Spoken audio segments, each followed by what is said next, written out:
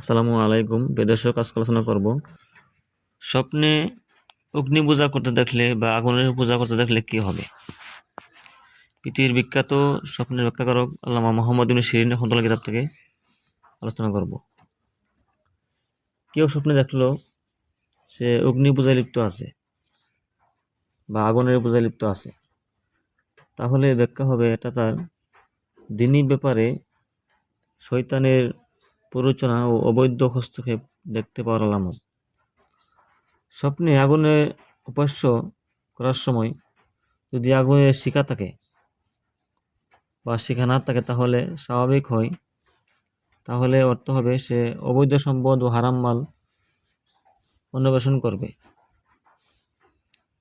যদি দেখে যে স্বপ্নের মধ্যে যে আগুনের শিখা ছিল না, তাহলে অর্থ হবে সে অবৈধ সম্পদ কামাই করবে এবং হারাম মাল কামাই করবে।